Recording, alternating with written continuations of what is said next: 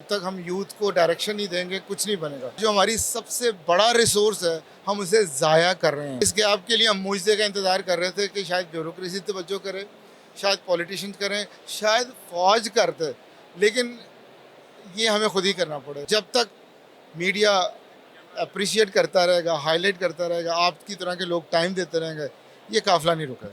ये यूथ मुल्क की इम्पोर्टेंट स्टेक होल्डर नहीं होगी और पॉलिटिशियंस को बताएगी नहीं हमें क्या चाहिए, तो कल ये सारे लोग पॉलिटिशियंस का गला पकड़े होंगे। मेरे साथ अब मौजूद हैं एजुकेशनिस्ट हैं, फिलैंथ्रोपिस्ट हैं, सोशल कॉजेज़ के लिए भी काम करते हैं, लेकिन मुझे लगता है कि इनका सबसे बड़ा क्रेडिट ये है कि इन मौज़ूआत पर यूथ को मोबिलाइज़ करते हैं, जो शायद हर किसी के बस की बात ना हो। चौधरी अब्दुर्रहमान साहब मेरे साथ मौजूद हैं और सुमेरा रहमान साहिबा भी उनके साथ मौजूद हैं। बहुत शुक्रिया सर आपके वक्त का। सर, जेनज़ीज़ को बहुत ही सीरियस मामलात पे इकट्ठा करना, पाकिस्तान के लिए पॉजिटिव विजन दिखाना और फिर उन्हें बताना कि पाकिस्तान के लिए क्या ज़रूरी है और सोच देना, ये कितना मुश्किल काम है।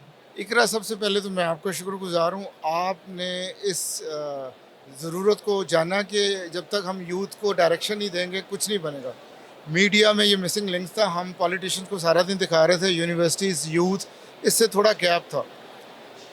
हमारा मुस्तकबिल हमारी यूथ है और ये हमारा कंपैटिव एज बन सकती है। सिर्फ ज़रूरत इनको क्लैरिटी देने की है, सिर्फ ज़रूरत इनको गाइडेंस देने की है। तो मेरे राइट और लेफ़्ट पे यहाँ पर एक एकेडमिया है, यहाँ पे इंडस्ट्री है। इमरान भाई मेरे साथ हैं। डॉक्टर सुमेरा का ये विजन था कि हम अपनी यूनिवर्सिटीज़ को बेरोज़गारों की फैक्ट्री नहीं बनने देंगे। अगर ये नारा हम आगे ले गए तो हमारे सारे मसले हल हो जाएंगे। हमारा प्राइमरी मसला इकॉनमी है। इकॉनमी परफॉर्म नहीं कर रही और जो हमारी सबसे बड़ा रिसोर्स है हम उसे ज़ाया कर रहे हैं। यूथ, आपने देखा जश्न आज़ादी बाजे बजा के सैलेंसर मोटरसाइकिल के निकाल के मना रही है और एक इस एक्सपो में जश्न आज़ादी मनाई जा रही है लोगों के क्रिएटिव और इनोवेटिव आइडियाज़ एग्जिबिट करके और पूरे पाकिस्तान को दावत दे के कि आओ देखो मेरा नौजवान कितना इनोवेटिव है, क्रिएटिव है। नौजवान खुश है, उन्हें डायरेक्शन चाहिए थी, उन्हें इंडस्ट्री की सरपरस्ती चाहिए थी, क्योंकि नौजवान ने इंडस्ट्री में जाना है। हमने इंडस्ट्री को साथ में लाया, मिला के हम इनसे पूछ रहे हैं कि आपको किस स्किल सेट के, किस एटीट्यूड के लोग चाहिए थे। ये गैप था। इस गैप के लिए हम मुआवजे का इंतज़ार कर रहे थे कि शायद ब्यूरोक्रेसी तवज्जो करे, शायद पॉलिटिशियंस करें, शायद फौज करते, लेकिन ये हमें खुद ही करना पड़ेगा। इसीलिए यूनिवर्सिटीज़ और इंडस्ट्रीज़ आगे आई हैं। मिलकर हम अप्लाइड रिसर्च करेंगे। जो हमारे इंडिजिनस प्रॉब्लम है, हमारे अपने, उनके सॉल्यूशन भी हमारे पास हैं। वो अमेरिकन या ब्रिटिश या जर्मन आके नहीं हमें देंगे, या वो foreign qualified faculty foreign books पढ़ा के हमारे मसलों को नहीं हल कर सकती। मेरे नौजवान को सिखाना है कि कैसे चैलेंजेस की आंखों में आंखें डाल के देखनी है, कैसे उनको अपॉर्चुनिटीज़ में डेवलप करना है। डरना नहीं है, खौफ नहीं खाना। उसके लिए ये बड़े बड़े एंटरप्रेन्योर्स चाहिए जो पीछे खड़े होकर थपकी दे दें। तो कल ईओ ने वादा किया कि हम अपनी यूनिवर्सिटीज़ के साथ खड़े होंगे और अपने पाकिस्तान को इकोनॉमिकली सुपीरियर पाकिस्तान बनाएं। सर, तो सी पाकिस्तान आज का दिन बड़ा हैपनिंग और मोमेंटम डे है, इसमें कोई शक नहीं है, बट ये जो सफ़र बच्चे आज से शुरू कर रहे हैं ये रुकेगा तो नहीं, बिकॉज ये तसलसल फिर आगे जाके कहीं ना कहीं कोई आउटकम देगा हमें। हम बड़ी मुश्किल से यहाँ पहुँचे हैं। 10 साल पहले बिल्कुल ये एक बेबी था। एक यूनिवर्सिटी के टेंट्स में ये सारा कुछ होता था, जो आज पूरे पाकिस्तान में वायरस की तरह फैल गया। हमारा ख्वाब था कि ये इसी तरह पूरे पाकिस्तान की यूनिवर्सिटीज़ में फैलेगा, ये फैल गया। आज ना सिर्फ पाकिस्तान, 300 एप्लीकेंट्स बाहर के थे, जिसमें से 40 के करीब आइडियाज़ यहाँ एग्जिबिट हो रहे हैं इंटरनेशनल। और इन्फ्लुएंसर देखें आप, आपको गोरे पीले लोग नज़र आ रहे हैं। 20 लोग इस सी पाकिस्तान को देखने आए हैं कि पाकिस्तान इनोवेटिव और क्रिएटिव। जब तक मीडिया अप्रिशिएट करता रहेगा, हाईलाइट करता रहेगा, आपकी तरह के लोग टाइम देते रहेंगे, ये काफ़िला नहीं रुका है। बिल्कुल सही। और हमारी यूथ को सियासी नहीं बनना और अपने मोटिव को फॉलो करते हुए पाकिस्तान की तरफ जाना है, चाहे वो निज़ाम की बात हो, सूबों की बात हो, इस पर आप कैसे मोटिवेट?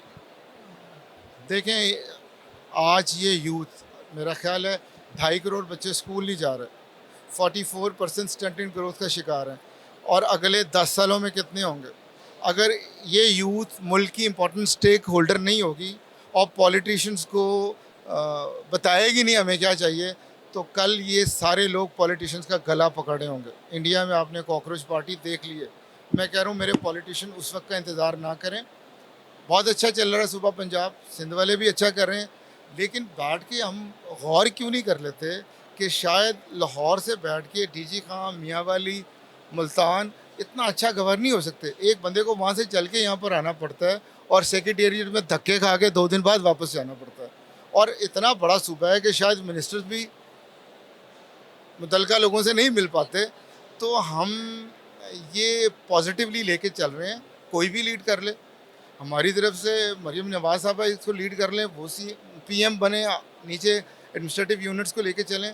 हम पॉलिटिशियंस को सिर्फ ये अवेयरनेस दे रहे हैं कि अगर आपने लोगों को एम्पावर ना किया, अगर वसाइल निचली सतह तक ना पहुँचे, अगर सिविक फैसिलिटीज़ पानी की, बाथरूमों की, स्कूलों की, हेल्थ की नीचे ना पहुँची, तो ये जो स्टंटिंग ग्रोथ के बच्चे हैं, ये जो आउट ऑफ स्कूल बच्चे हैं, ये मेरे और आपके गिरबान पकड़ेंगे। तो हम आज कल का ख्वाब देख रहे हैं, इमेजिन पाकिस्तान यही है, सुहाना ख्वाब। और ये बात करनी है कि मुल्क कैसे बेहतर चल सकता है, मुल्क कैसे आगे जा सकता है, ये कोई जुर्म नहीं है।